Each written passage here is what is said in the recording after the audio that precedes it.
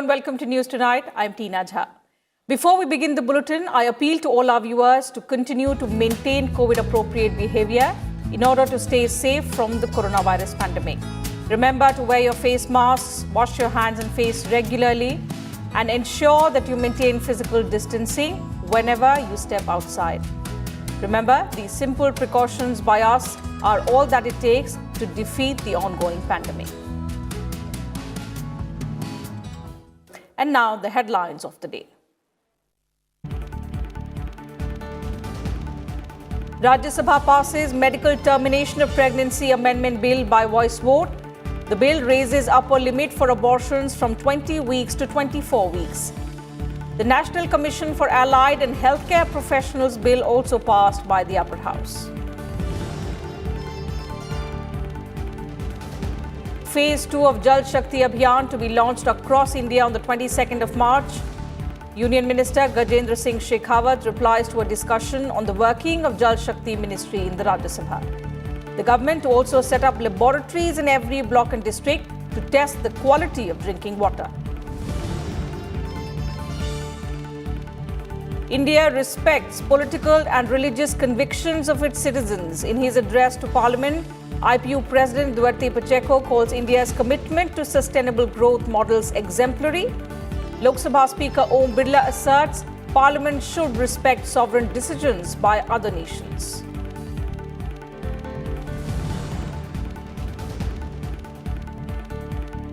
India taking care of the needs of the world during the coronavirus pandemic. In virtual summit, Finland Prime Minister Sanna Marin praises India's vaccination program, highlights scope for strengthening relations in education, technology and trade.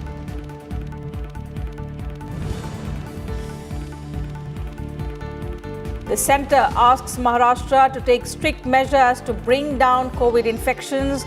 Union Health Secretary asks state administration to bring down the test positivity rate and scale up contact tracing and vaccinations. Gujarat and Madhya Pradesh impose night curfew in some districts. The Parliament passed the Medical Termination of Pregnancy Amendment Bill 2020 with the Rajya Sabha passing it on Tuesday. The bill seeks to extend the upper limit for permitting abortions from the present 20 weeks to 24 weeks for special categories of women. The Lok Sabha had passed this bill in March 2020. Union Health and Family Welfare Minister Dr. Harshvardhan said the bill will ensure safe termination of pregnancies, adding that it has been drafted after extensive consultations. इस बारे में लोगों को communication gap है कि ये 20 से 24 में हर एक किसी का कोई अबॉर्शन संभव है। ये सिर्फ उन गर्भवती महिलाओं के लिए है जिनके विशेष परिस्थितियां हैं और वो विशेष परिस्थितियां ऐसी हैं कि जिनके अंदर या तो उनको लेट डायग्नोसिस हुआ, जैसे हमने कहा कि रेप के केसेस हैं, इंसेस्ट के केसेस हैं, या कोई इस तरीके से जो असाधारण परिस्थिति है उसके अंदर, और वो भी जो है उसमें 20 हफ्ते के बाद जो है दूसरा एक डॉक्टर को इसलिए इंक्लूड किया to be extra safe. Currently, abortion requires the opinion of one doctor if it is done within 12 weeks of conception and 2 doctors if it is done between 12 and 20 weeks. The bill also allows abortion to be done on the advice of one doctor up to 20 weeks and 2 doctors in the case of certain categories of women between 20 and 24 weeks. The extension will also help the survivors of rape, the specially abled girls as well as minors who may not realize that they are pregnant until later. The bill sets up state-level medical boards to decide if a pregnancy may be terminated after 24 weeks in cases of substantial fetal abnormalities. And the Upper House on Tuesday also passed the National Commission for Allied and Healthcare Professions Bill 2020 by a voice vote. This bill seeks to provide for regulation and maintenance of standards of education and services by allied and healthcare professionals. It also provides for assessment of institutions, maintenance of a central and a state register, and also creation of a system to improve research and development and adoption of latest scientific advancement. are not elected bodies, but selected bodies of experts to assist the commission. And then regarding 2 years or 3 years, these will be minimal diploma/degree proper courses. Then regarding the state council, professional education is in concurrent list. Right now, no state councils. If no state body is constituted, the National Commission will not be able to function. And as suggested, the composition cannot be left to states since it is important to have uniform standards and uniform institutional structures. The second phase of the Jal Shakti Abhiyan will be launched on the 22nd of March in 700 districts across the country. Jal Shakti Minister Gajendra Singh Shekhawat said on Tuesday while replying to a discussion on the working of the Jal Shakti Ministry in the Rajya Sabha. He said that Prime Minister Narendra Modi has fixed 2024 as the target year for water to reach every household in the country.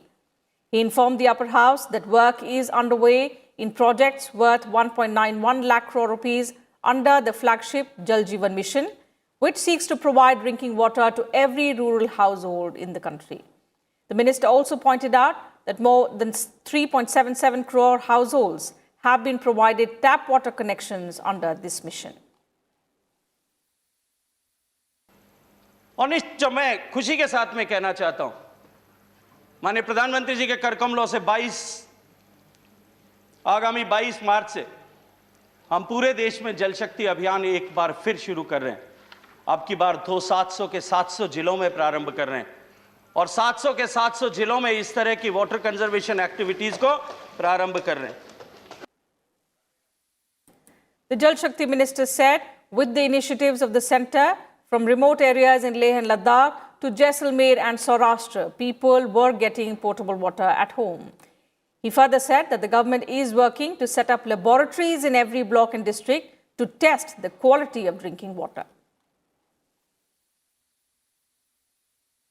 Water quality के लिए एक awareness बने, उसको लेकर के देश के प्रत्येक जिले में एक वाटर क्वालिटी टेस्टिंग लेबोरेटरी, हर ब्लॉक पर एक लेबोरेटरी और उसके साथ साथ में हर गांव में 5 महिलाओं को फील्ड टेस्टिंग किट देकर के वो वाटर क्वालिटी की, वाटर गुणवत्ता की जांच कर सकें, नित्य प्रतिदिन कर सकें।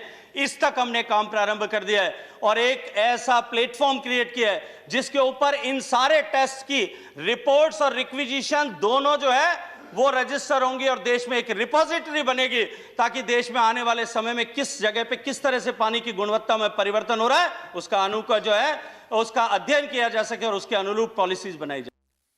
Talking about the other house, the Lok Sabha passed the demand for grants under the control of the Ministry of Railways for the year 2021-22 by voice vote, with Railway Minister Piyush Goyal asserting that Indian Railways will never be privatized.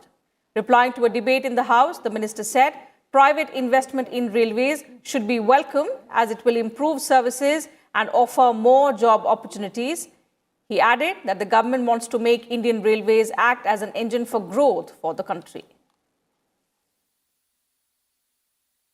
मैं स्पष्ट कर दूं, भारतीय rail कोई कभी privatise नहीं होगी। भारतीय रेल भारत की संपत्ति है, भारत की रहेगी, भारत के लोगों की रहेगी।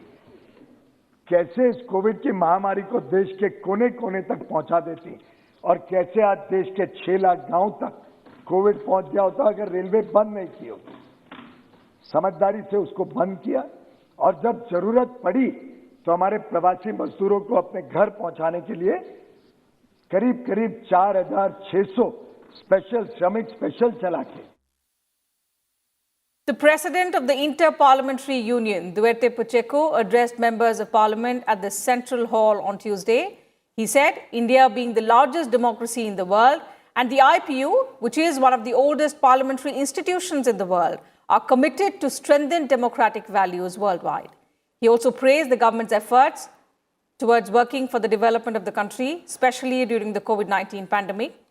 Pacheco, who hails from Portugal, said that his country supports the inclusion of India as a permanent member of the United Nations Security Council.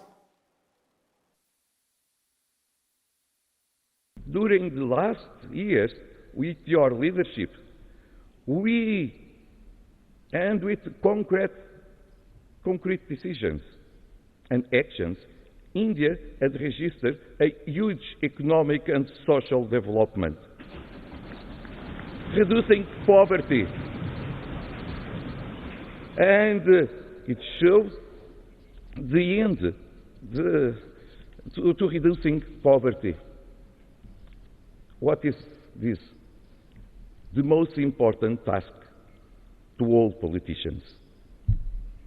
And that reinforce your work, reinforce the image and the power of India in all over the world.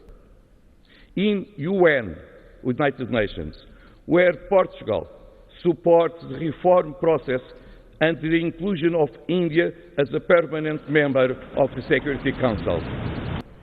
IPU defends democracy for all and put members from different parliaments discussing global problems to find global solutions. With more women and more young people, this is the way we will have a more inclusive democracy. Welcoming the IPU President, Lok Sabha Speaker Om Birla stressed on the strengthening of India's democratic system. वैश्विक परिदृश्य में जब लोकतंत्र पूरी दुनिया में विस्तार हो रहा है, मेरी अपेक्षा है कि पूरी दुनिया में पार्लियामेंट डिप्लोमेसी बढ़े। लोकतांत्रिक देशों की संसदों के बीच नियमित संवाद हो, आपसी विचार हो, ताकि हम एक दूसरे की बेस्ट प्रैक्टिस का लाभ उठा सकें। हमारी संसदीय पद्धतियां, नियम प्रक्रियाएं और अधिक लोकतांत्रिक हो। लोकतंत्र की कसौटी यही है कि सर्वोच्च प्रतिनिधि संस्था के रूप में संसद एवं अन्य सभी लोकतांत्रिक संस्थाएं जनता के हित में व्यापक काम करें, जवाबदेही के साथ काम करें।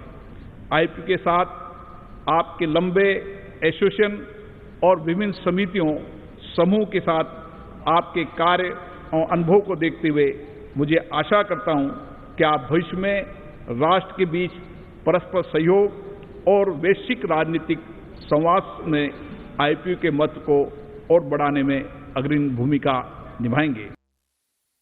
The Deputy Chairman of Rajya Sabha, Harivansh, listed the methods adopted by the Parliament during the COVID-19 pandemic to ensure smooth and uninterrupted functioning of the Parliament. Prime Minister Narendra Modi, Union Ministers and members of Parliament from both houses were also present at the event.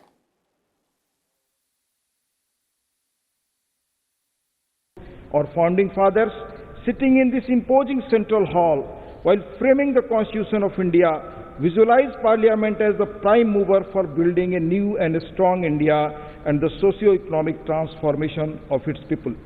Over the last more than 7 decades, our Parliament has enacted several progressive legislations to safeguard the rights and interests of the people. Guidance of Honorable Chairman of the Rajya Sabha and Honorable Speaker of Lok Sabha did discharge their constitutional duties during this pandemic. Special arrangements were made to meet in September 2020 and during the ongoing budget session by strictly adhering to the COVID-19 protocols and guidelines to ensure the conduct of its sittings in a safer environment. Our Parliament had provided all the requisite legislative and other support to the energetic efforts of the government to meet the unprecedented challenges of the pandemic, its management and impact, as well as other crucial issues before the nation. Moving on, the Union Cabinet on Tuesday approved a bill to set up a development finance institution to generate funds for investment in the infrastructure sector. The proposed legislation will give effect to the budget announcement made by Finance Minister Nirmala Sitharaman. The government has proposed 20,000 crore rupees to capitalize the institution. The proposed DFI will have 50% non-official directors. About 7,000 projects have been identified under the National Infrastructure Pipeline with a projected investment of 111 lakh crore rupees during 2020 to 2025. Happy today the Cabinet has cleared this bill through which we will have an institution, an institutional arrangement which will help in raising long-term funds the budget provides for the initial amount. I had announced it in the budget saying capital infusion from our side would be about 20,000 crores and initial grant of 5,000 will also be made. The Cabinet also approved the closure of Handicrafts and Handlooms Export Corporation of India Limited, which is under the administrative control of the Ministry of Textiles. Besides, the Cabinet has also cleared the revised cost estimate of comprehensive scheme for strengthening of transmission and distribution in Arunachal Pradesh and Sikkim at an estimated cost of over 9,129 crore rupees.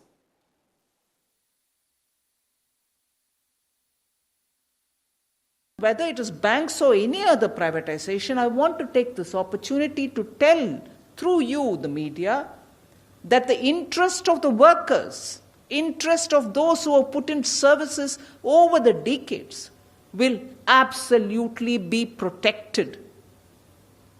Whether it is their salaries, whether it is their scale, whether it is their pension, it will all be taken care of. And with that, time for a short break here. More news and updates will continue on the other side. Do stay with us.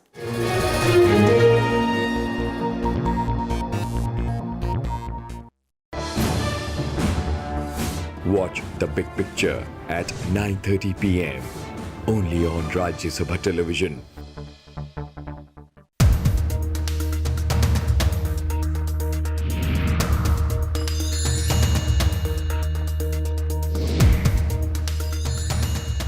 Article 54 deals with election of President of India. The President shall be elected by the members of an electoral college consisting of the elected members of both houses of Parliament and the elected members of the legislative assemblies of the states.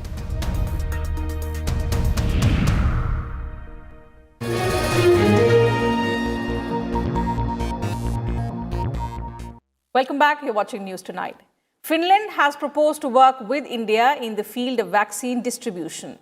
At the summit meeting between Prime Minister Narendra Modi and Finland's Prime Minister Sanna Marin, both countries underscored opportunities for cooperation in the field of information and computer technology as well.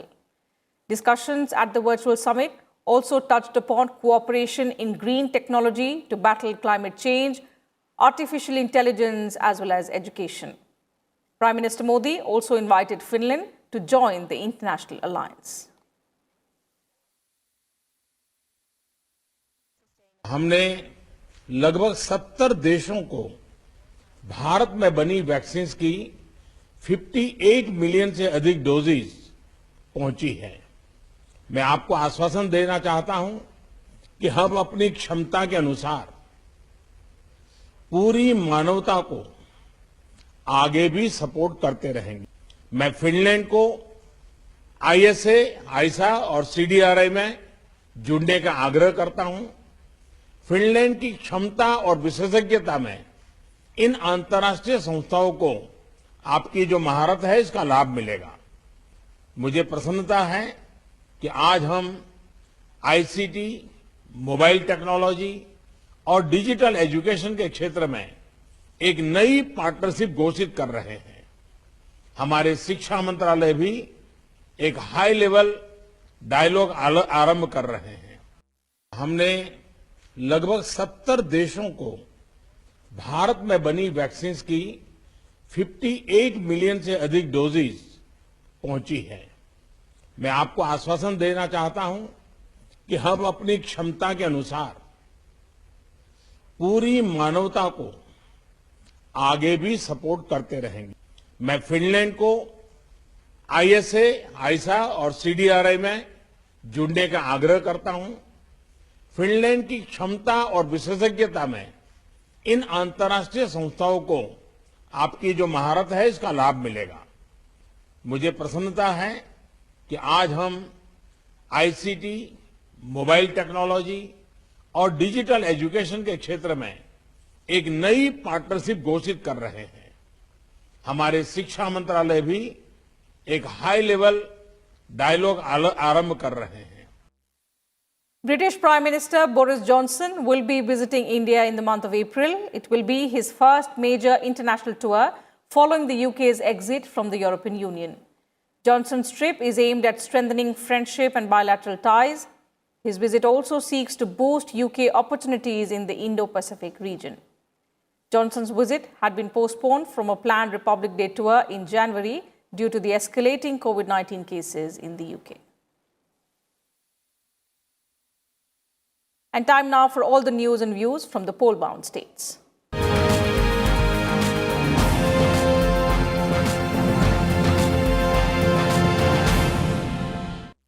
In West Bengal, nominations for the fourth phase of polling have started with the issuance of notification on Tuesday. The filing of nominations for this phase will end on the 23rd of March. Scrutiny of nomination papers will be done on the 24th of March, while 26th of March is the last day for filing of candidature. 44 constituencies spread over 5 districts will go to polls in this phase on the 10th of April.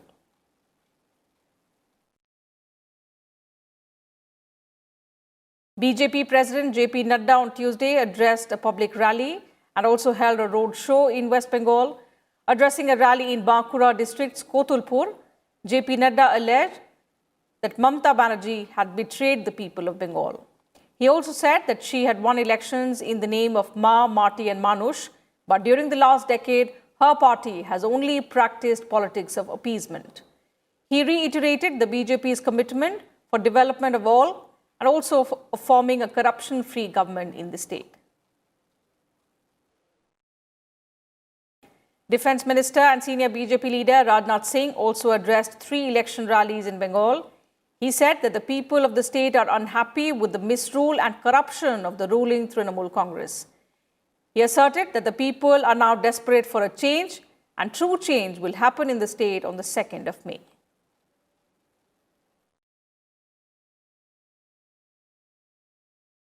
After being named as a BJP candidate in the West Bengal Assembly elections, nominated Rajya Sabha member Swapan Dasgupta tendered his resignation from the upper house of parliament on Tuesday. Dasgupta, who became a Rajya Sabha member in April 2016, was named as BJP's candidate from Tarkeshwar constituency in the poll-bound state. His term as Rajya Sabha member was till April 2022. His resignation came after Trinamool Congress MP Mahua Moitra raised objections to Dasgupta being named as a BJP candidate for the upcoming assembly polls in West Bengal.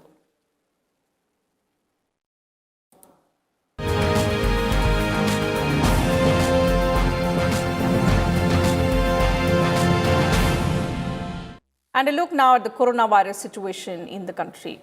Over 3.29 lakh COVID-19 vaccine doses have been administered across the country till date. India recorded the highest vaccinations in a single day on Monday, with over 3 million vaccine doses administered so far. Meanwhile, more than 1 crore beneficiaries aged over 60 years have been vaccinated in just 15 days. India's COVID-19 tally has also risen to over 1 crore 14 lakh, with 24,492 new cases reported in the last 24 hours. Maharashtra, Punjab, Karnataka, Gujarat and Tamil Nadu continue to report a surge in daily cases of COVID-19. These 5 states contribute to 79.73% of the fresh cases that have been reported in the last 24 hours. Maharashtra also had the highest daily cases at 15,051, followed by Punjab with 1,818, while Kerala reported 1,054 new cases. In view of the rising cases in Maharashtra, the centre has asked the state government to focus on strict and effective containment strategy. In a letter to Maharashtra's Chief Secretary, the Union Health Secretary, Rajesh Bhushan, has warned that Maharashtra is in the beginning of a second wave of coronavirus infections. The centre has asked the state administration to bring down the test positivity rate and also scale up contact tracing and vaccinations. The centre's response was based on the report of a central team which visited the state from the 7th to the 11th of March to review the coronavirus situation in the state. The state government, meanwhile, has asked cinema halls, hotels restaurants and offices, except those related to health and essential services, to function at 50% capacity till the 31st of March to contain further spread of the virus. Several states are also reimposing restrictions due to a surge in COVID-19 cases. Gujarat has increased the night curfew timings in 4 major cities of the state by 2 hours. The curfew will now remain in place in cities of Ahmedabad, Surat, Vadodara and Rajkot from 10 p.m. to 6 a.m. till the 31st of March. Also in Madhya Pradesh, night curfew is being imposed in Indore and Bhopal from Wednesday. The government has also ordered closure of shops at 10 p.m. in 8 other cities due to the rising cases of coronavirus.